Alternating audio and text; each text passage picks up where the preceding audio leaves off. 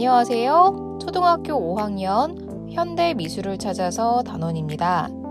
오늘은 바나나 하나를 벽에 붙여놓고 작품이라고 주장하는 현대미술가를 만나볼 거예요. 현대미술가라고 모두 같은 특징을 갖는 것은 아니겠지만 600년 전의 르네상스 시대 미술가와는 큰 차이가 있겠지요.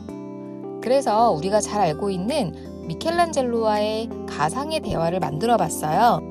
현대미술가와 미켈란젤로와의 대화를 보면서 두드러지는 특징을 비교해 보겠습니다.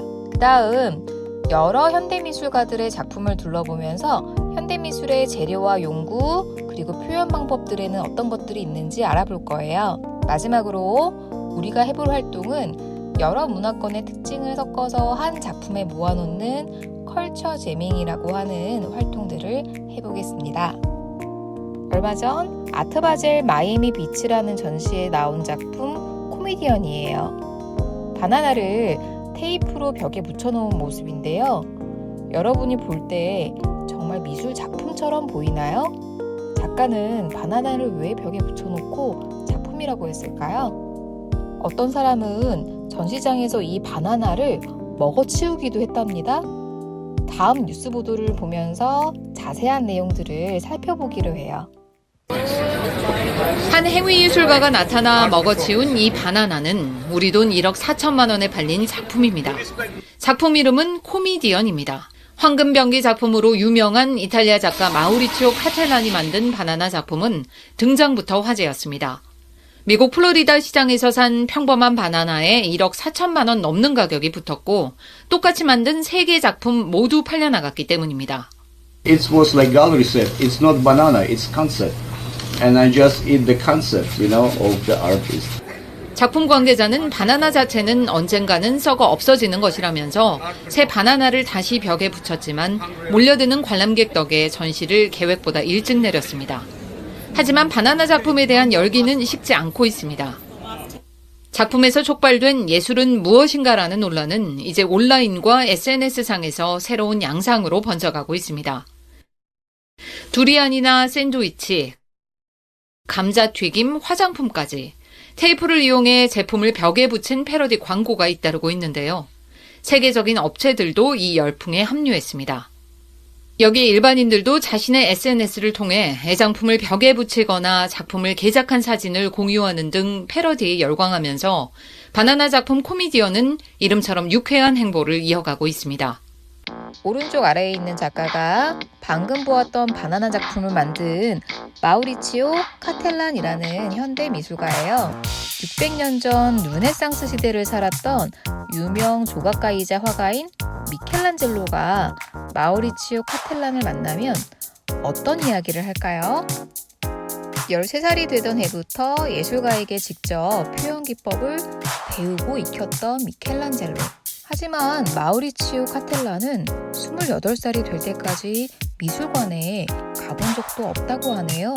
현대미술가들에게는 스승이 잘 구사하는 표현 기법을 그대로 따라 익히거나 재료를 다루는 법을 체계적으로 배우는 것이 반드시 필수적인 것은 아닌가 봐요. 다음 대화를 들어볼까요? 미켈란젤로는 고전적인 아름다움, 심각한 인간정신, 그리고 신성을 담아야 예술이지요 라고 한 반면에 마우리치오 카텔란은 언뜻 보기에 멋지지 않더라도 사람들이 평상시에 당연하게 여기던 것을 당연하지 않게 느끼고 질문하게 한다면 그게 예술이죠 라는 서로 다른 의견을 내놓았어요. 작품을 비교해 볼까요?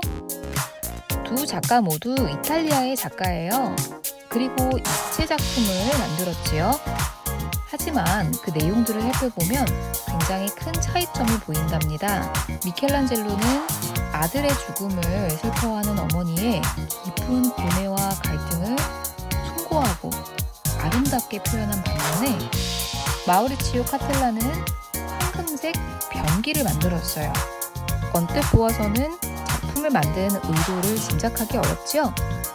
100여 년 전에 마르셀 듀샹이라고 하는 작가도 샘이라고 하는 변기 작품을 발표한 적이 있어요.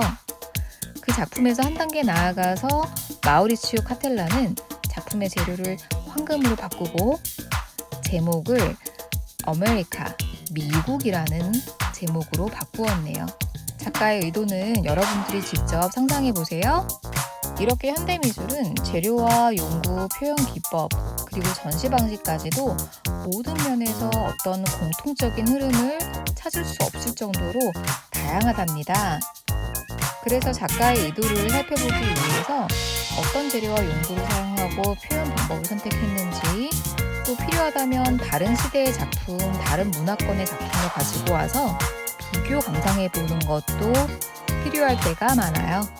다음으로 현대미술의 여러 갈래를 몇 가지 이름을 붙여서 구분해 보려고 해요. 팝아트라고 하는 것은 우리들이 평상시에 접하는 여러 가지 일상 이미지들을 가지고 예술이라고 하는, 예전에는 고급 미술이라고 생각했던 예술에 가지고 온 것을 말해요. 슈퍼마켓에서 쉽게 볼 수 있는 값싼 물건 포장지, 만화에서 사용되었던 이미지들, 유명인들의 얼굴을 사용하기도 하고 심지어 원본이 있는 다른 작가의 미술 작품도 사용하기도 해요. 재료도 아주 다양해서 자동차 타이어나 박제된 동물로 입체 작품을 만들기도 한답니다. 옆에 보이는 작품이 바로 팝아트 작품인데, 원본이 있는 모나리자의 작품을 리히텐슈타인의 작품 스타일과 같이 점이 찍혀있는, 망점이 있는 만화 스타일로 바꾸어서 나타낸 거예요. 선생님이 방금 이야기했던 마르실 듀샹의 작품이 바로 여기에 있네요. 개념미술이라고 하는데요. 작가가 작품을 직접 깎거나 그려서 만들지 않아도, 또는 기술적으로 뛰어나지 않아도, 때로는 눈에 보이는 재료가 아예 없다고 하더라도 작가가 갖고 있는 어떤 생각만으로도 그것이 작품이 될 수 있다라고 주장하는 거예요. 예를 들어서 여러분이 나는 월요일마다 아침에 일어나는 것이 어려워 라는 생각을 갖고 있다면, 그것을 말로 하거나 글로 쓰지 않고서 다른 사람들에게 표현하는 방법이 어떤 게 있을지 한번 생각해 보세요. 예를 들어서 침대 위에 이불을 모두 덮어놓고 작품 제목을 붙이는 방법은 어떨까요? 이런 것이 바로 개념미술의 표현 방법이랍니다. 국립현대미술관에도 개념미술 작품이 설치되어 있어요. 제니 홀저라는 작가는 돌다리 위에 11개의 글귀를 골라 영구 설치를 했고, 관람객들은 그 글귀를 읽으면서 각자의 일상생활을 되돌아보고 그 의미를 생각해 볼 수도 있는 기회를 갖게 된다고 해요. 현대문학 작가들의 글 속에서 여성의 목소리를 골라 담아낸 LED 작품도 있네요. 영상을 함께 살펴봅시다.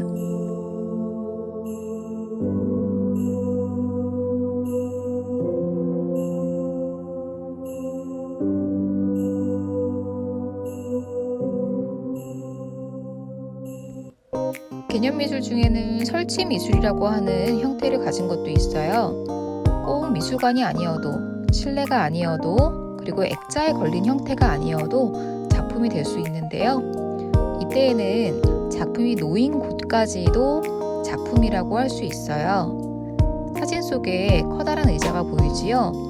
운동장은 우리가 일상생활을 하는 곳인데, 의자가 하나 놓임으로 인해서 운동장의 의미에 대해서 우리는 다시 한번 생각해 볼 수 있게 되고, 의자와 의자가 놓인 공간 모두가 설치미술 작품이 된다고 볼 수 있어요. 이렇게 현대미술 작품은 액자 안에만 있지 않기도 하고, 실내가 아니라 실외에 있기도 하는 다양한 형태를 갖고 있어요. 누워서 보는 전시가 있다면 믿을 수 있을까요? 작년에 선생님이 찍어온 영상인데요.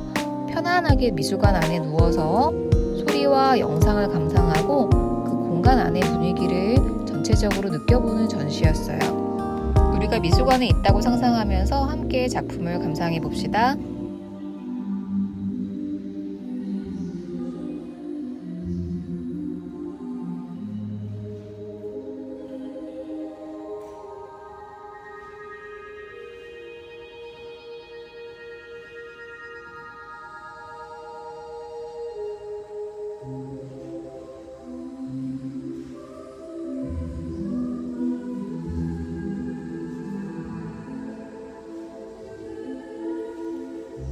지금까지 현대미술의 재료와 연구, 표현 방법을 여러 가지 작품을 통해서 알아봤어요. 현대미술의 재료는 물감만 사용하는 것도 아니고 사진기를 포함해서 다양한 디지털 장비들을 사용하기도 해요. 또 표현 방법도 다양해서 어느 하나로 특정할 수 없을 정도로 다양했지요.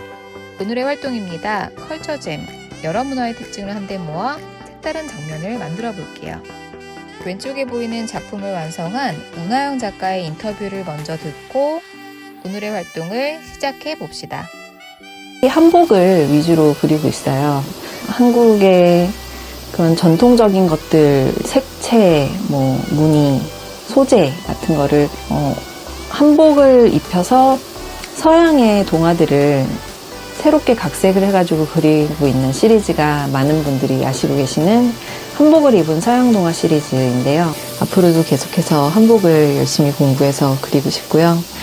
또 제가 좋아하는 한복을 정말 좀 제 그림을 통해서 해외에도 알리고 얼마든지 다른 소재들과 함께 어우러져서 신선하고 즐겁게 소비할 수 있는 그런 콘텐츠가 될 수 있다.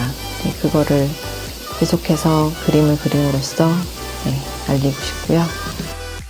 준비물은 애니메이션이나 영화 포스터 한 장, 그리고 채색 도구예요. 첫 번째 순서는 애니메이션이나 영화 포스터의 이미지를 검색하는 거예요. 여러분들이 자주 사용하는 검색 엔진 창에 원하는 애니메이션이나 영화 제목을 검색해요. 그 다음 마음에 드는 이미지 하나를 골라서 다른 이름으로 저장을 하고 필요한 부분을 인쇄하거나 아니면 보고 따라 그립니다. 그 이후에 옷이나 소품, 배경 등 각 부분 중에서 내가 바꾸고 싶은 부분을 고르는데요. 원래 애니메이션이 서양의 애니메이션이라면 문화적으로 동양권의 소품과 옷을 골라주면 재미있게 되겠지요. 또는 동양과 서양의 구분이 좀 식상하다면 시대를 바꿔주어도 아주 재미있는 작품이 완성될 거예요. 선생님이 고른 애니메이션 업에서 할아버지의 신발을 한국의 전통 신발로 바꿔주고 강아지는 진돗개로 바꾸었어요. 그리고 집은 기와집, 풍선은 풍등으로 바꿔보았어요. 제목은 업이 아니라 위로라고 하는 글자로 바꿔보았지요. 선생님은 이렇게 동양과 서양의 문화를 한데 섞어보았답니다. 완성된 작품을 친구들과 공유하려면 여러분들이 사용하는 홈페이지나 아니면 SNS에 해시태그를 걸어서 공유해주세요. 모든 것은 저마다 아름답지만 누구나 알아차리는 것은 아니다. 빈 콜라병에서도 아름다움을 찾아냈던 팝아트 작가 앤디 워홀의 한마디였습니다. 다음 시간에 만나요.